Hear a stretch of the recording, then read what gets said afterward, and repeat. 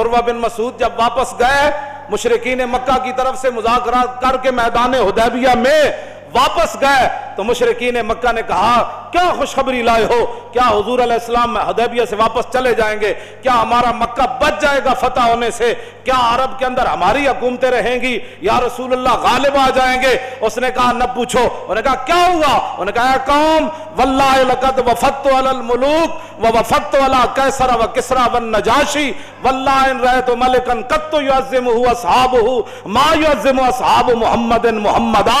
انہوں نے کہا کیا پوچھتے ہو؟ میں بڑے بڑے درباروں میں گیا، میں قیصر و کسریٰ کے دربار میں گیا، میں نجاشی کے دربار میں گیا، لیکن جو منظر میں نے محمد عربی کے دربار کا دیکھا میں نے کہیں نہیں دیکھا۔ اس نے کہا کیا دیکھا؟ انہوں نے کہا واللہ ان تنخم نخامتا الا وقد فی غف رجل منہم فدلک بها وجہہ وجلدہ۔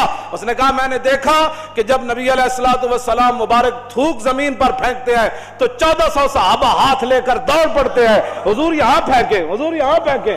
اور جب حضور تھوک مبارک پھینک دیتے ہیں پھر وہ اپنے ہاتھوں پہ مل کر اپنے منہ پر ملتے ہیں ایسے کر کے۔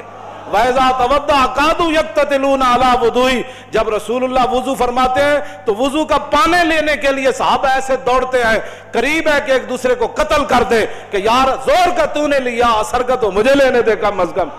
وَمَا يُحِدُّونَ النَّظْرَ إِلَيْهِ تَعْظِيمًا لَهُ۔ فرمایا ایسے آنکھ اٹھا کر بھی حضور کی طرف نہیں دیکھتے، کہیں دیکھنا بھی بے ادبی نہ بن جائے۔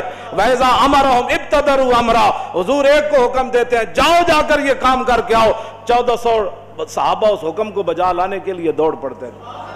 ازاں کے ملت را حیات از عشق اس اور برگو ساز کائنات از عشق اس۔ اقبال کہندہ فرنگی را دل زیر نگینست۔ اقبال کہندہ آج تک فرنگی ایک دل تے قابو نہیں پا سکے۔ متاعو ملک است و دین است۔ انہاں کیوں نہ ملکاں تے قبضہ ضرور کیتا ہے لیکن دین تے قبضہ نہیں کر سکے۔ کیوں جی خداوندے کے در تحفے حریمش۔ اقبال کہندہ جتنے چمچے کٹ سے گئے وائٹ ہاؤس کا طواف کرتے رہے اور ملکہ برطانیہ کا طواف کرتے، خداوندے کے در تحفے حریمش۔ کہندہ وہ جتنے تمہارے چمچے کڑچے گئے یا حکومتیں کرتے رہے اور تمہارے دروں کا طواف کرتے رہے، صد ابلیس است یک روح الامین است۔ کہندہ لکھاں ابلیس ضرور گئے لیکن محمد عربی کا ایک غلام بھی تمہارا طواف کرنے کے لیے نہیں گیا۔ یہ بات ہے۔ تم کیا سمجھتے ہو حضور کا دین ایسے چلا جائے گا؟ نہ یہ دین اپنی پاور رکھتا ہے۔ ہاں اس لیے اس دین پر کوئی غالب نہیں آ سکتا۔